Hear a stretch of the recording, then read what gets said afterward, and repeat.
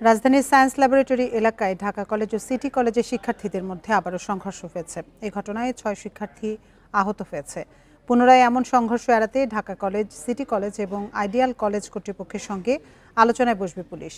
রমনা জোনের উপ police commissioner জানান, বেলা 11:30টার দিকে ঢাকা ও সিটি কলেজের শিক্ষার্থীরা রাস্তায় নেমে ইটপাটকেল ছোড়েন। লাঠি নিয়ে তাদের মধ্যে পাল্টাপাল্টি ধাওয়া চলে। এক পর্যায়ে সংঘর্ষ হয়। পুলিশ বলছে, এ সময় দুই পক্ষ পুলিশের উপরেও হামলা চালায়।